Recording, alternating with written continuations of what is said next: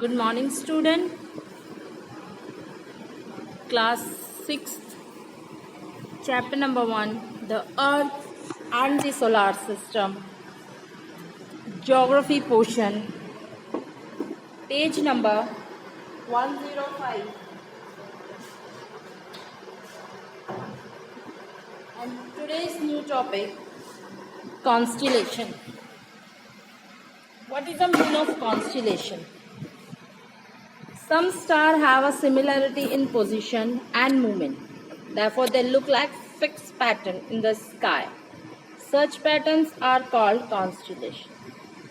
When we see most of stars make such pattern, a fixed pattern. जब हम रात को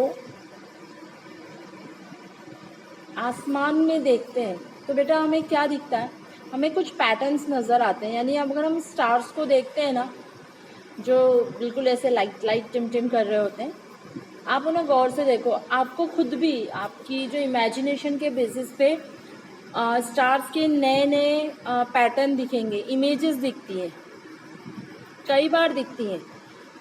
तो कभी कोई फेस नज़र आ जाता है, कोई फ्लावर बना हुआ नज़र आता है इमेजिनेशन के बेस पे। इट मीन्स कोई स्टार्स जो है पैटर्न बनाते हैं। तो हम हर स्टार के पैटर्न को कॉन्स्टेलेशन नहीं कहते।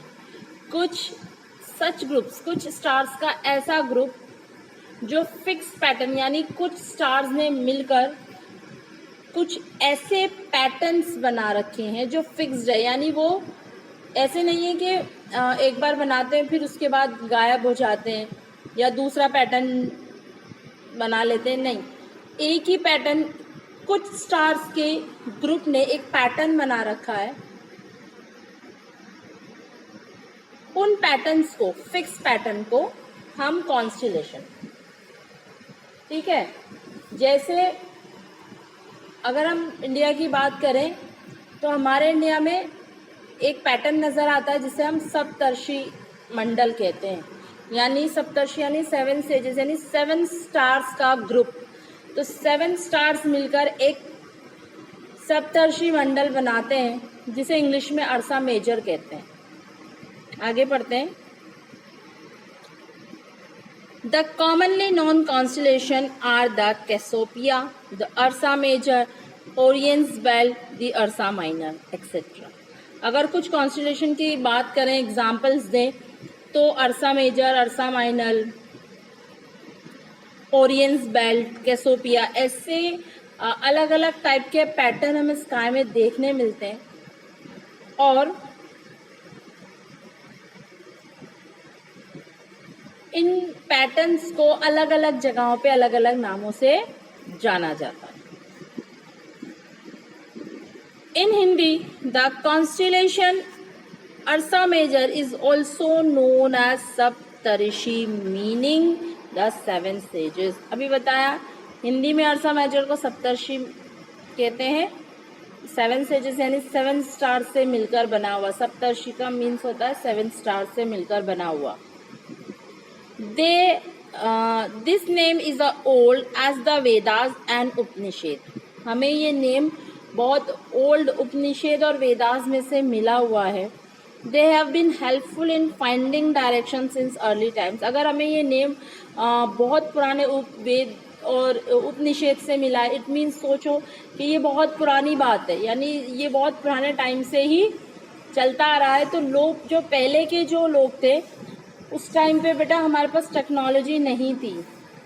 We have no fixed map, no compass, no direction, कुछ नहीं था। तो उस टाइम पे लोग नेविगेट कैसे करते थे, यानी जो सी रूट से आते जाते थे, तो उस टाइम पर ये लोग क्या करते थे, जो सी रूट से ज़्यादा नेविगेबल होते थे, यानी नेविगेशन करते थे, ट्रेड करते थे, वो इन स्टार्स को देखकर डायरेक्शन का पता लगाते थे। तो ये जो हमारे सप्तर्षि मंडल है ना, अर्सा मेजर, इसमें से एक स्टार है जो बहुत ज़्यादा टॉप पर है। जो एक स्टार है वो सबसे ज़्यादा चमकता है, बहुत ज़्यादा लाइट है, उसे हम पोल स्टार कहते हैं, और पोल स्टार हमेशा नॉर्थ में होता है, ये लोगों का मानना था। तो ये बात सही भी है कि पोल स्टार नॉर्थ में ही होता है। तो लोग क्या करते थे, उस एक पोल स्टार से बाकी की डायरेक्शन का पता लगाते थे और इमेजिनेशन बेसिस पे नेविगेशन करते थे। Okay, they have been helpful in finding directions since early times. Now with new technology, ships and people do not use them much for navigational purpose. पहले होता था, अब नहीं करते। अब हमारे पास कंपास है, कंपास भी छोड़ो, अब तो हमारे पास गूगल मैप है। कहीं पे भी मैप पे हम गूगल मैप पे हम डायरेक्शन डालते हैं, सारी डायरेक्शन हमें वो क्लियरली बता देता है कि कहाँ जाना है, किस तरफ मूव करना है, कितने किलोमीटर्स आगे बढ़ना है। इसी तरह जो सी रूट पे होता है तो कंपास और मैप, ये चीज़ें बहुत ज़्यादा काम में आती है। तो हमारे पास अभी टेक्नोलॉजी, हम कहीं भी आ जा सकते हैं बिना रुकावट।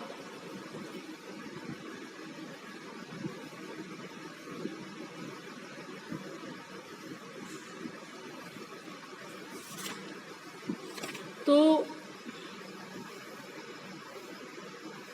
ये देखिए आपका पेज नंबर 106 पे आपके ये सप्तर्षि मंडल जो है, इसकी पिक दे रखी है। 7 स्टार है, काउंट कीजिए। 4 स्टार्स तो ये हो गए, 3 स्टार्स ये हो गए। तो ये 7 स्टार्स है, ये सप्तर्षि अर्सा मेजर जिसे हम कहते हैं। अब बात करते हैं हम गैलेक्सी की। Galaxy, you all know very well what is the mean of Galaxy. Many constellations, the sun and all the stars that you see at night from one galaxy. You can notice on a clear starry night that there is a stretch on the sky which has comparatively more number of stars than the rest of the sky. Galaxy क्या है? जितने भी planets हैं, जितने भी stars हैं, dust particles हैं, वो सब एक गैलेक्सी में है।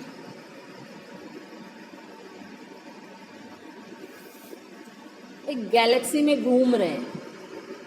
तो उनकी जो एक जगह, एक स्पेस, जैसे हम कहते हैं कि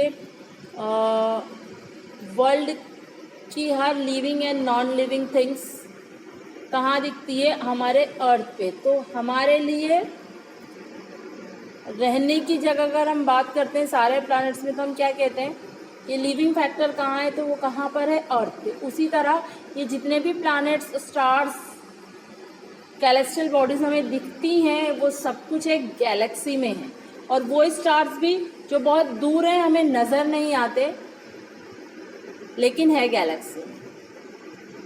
तो यूनिवर्स में ऐसी बहुत सारी गैलेक्सीज हैं, एक ही गैलेक्सी नहीं है, यूनिवर्स में बहुत सारी गैलेक्सी। अब सोचो, हमारी खुद की गैलेक्सी इतनी बड़ी है जहाँ पर हमें ये हमारे प्लैनेट्स नज़र आ रहे हैं, स्टार्स नज़र आ रहे हैं, और कहा जाता है रिसर्च के अकॉर्डिंग बहुत सारी गैलेक्सीज हैं।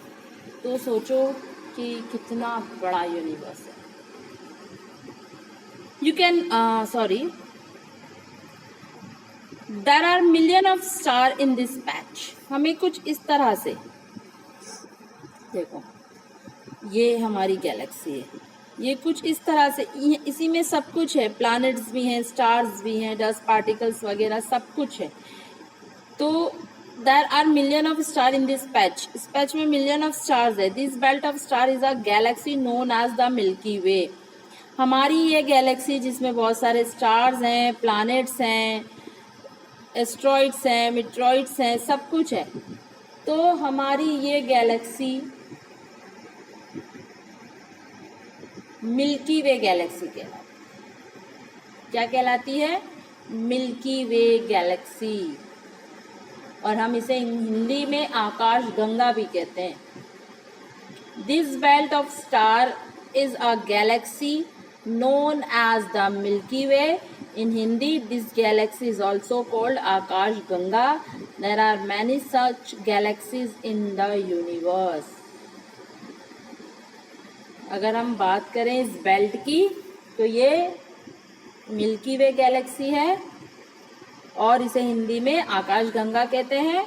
और यूनिवर्स में ऐसी बहुत सारी गैलेक्सी हैं, यानी यूनिवर्स अभी भी एक हम यूनिवर्स में अभी तक नहीं पहुंच पाए हैं, अभी तक हम हमारी गैलेक्सी में ही उलझे हैं, क्योंकि ये यूनिवर्स इतना हाइड एंड सीक खेलने वाला सिस्टम है हमारे साथ, हम अभी तक आगे नहीं बढ़ पाए हैं, क्योंकि बहुत कुछ है यूनिवर्स में।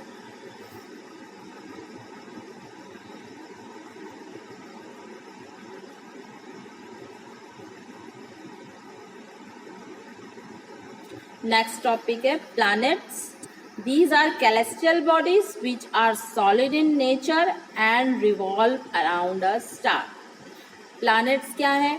Planets एक celestial body है जो solid है नेचर में, यानी इसका जो नेचर है, यानी वो बनावट है जो उसकी, वो solid है, यानी हार्ड सरफेस है ऊपर से, और वो किसी स्टार के अराउंड घूमती है।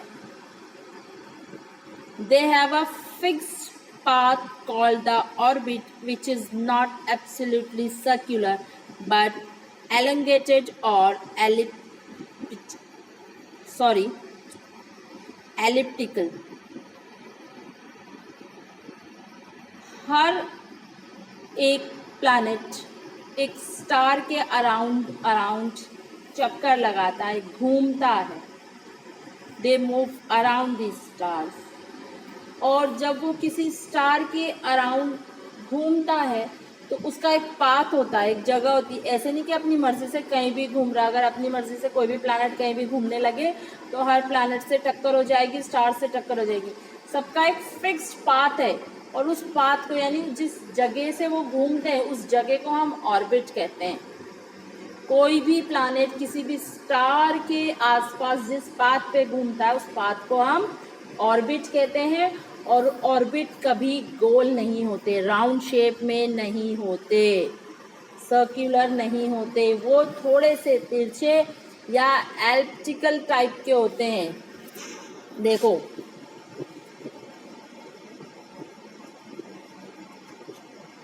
हमारी जो अर्थ है, अर्थ प्लैनेट है ना, ठीक है। सन क्या है? सन स्टार है, ये सन हो गया। हमारी जो अर्थ है क्या है? प्लैनेट हो गई। प्लैनेट जो है कैलेस्ट्रियल बॉडी है, हार्ड सरफेस है, हार्ड सरफेस है ना इसके ऊपर का, हार्ड सरफेस है। अब एक प्लैनेट किसी स्टार के अराउंड घूमता है, तो अर्थ किसके अराउंड घूमती है? सन के। अर्थ सन के अराउंड घूमती है ना।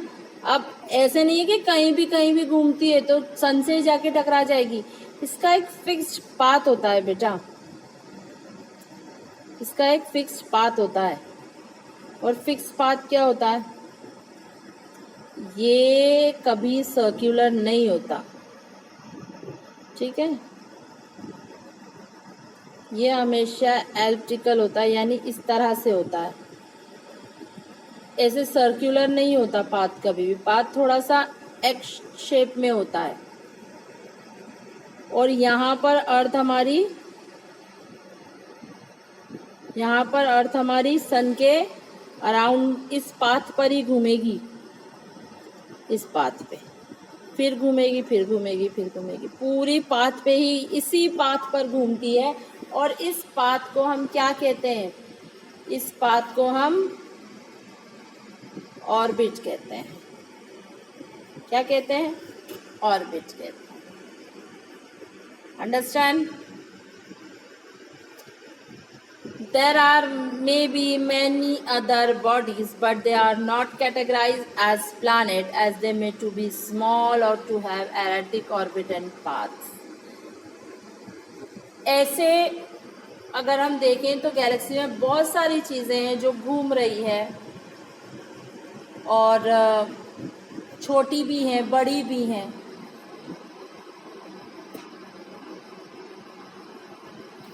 और उनके खुद के अपने स्टार्स भी हैं, उनका एक खुद का पाथ भी है, यानी ऑर्बिट भी है। लेकिन हम सबको प्लैनेट नहीं कह सकते, कि प्लैनेट्स का जो सिस्टम होता है उसकी खुद की एक हार्ड, उसका जो नेचर होता है वो सॉलिड होना चाहिए।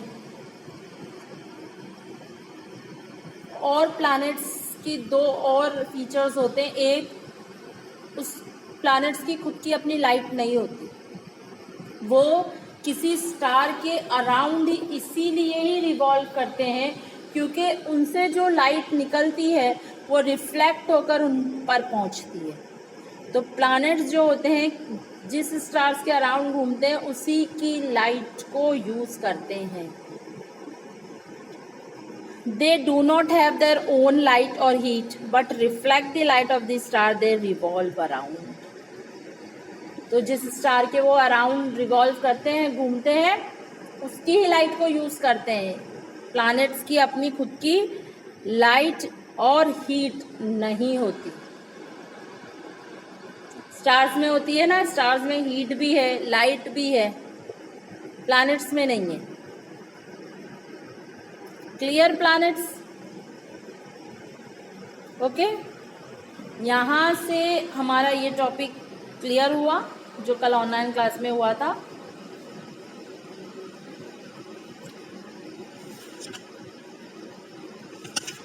Thank you.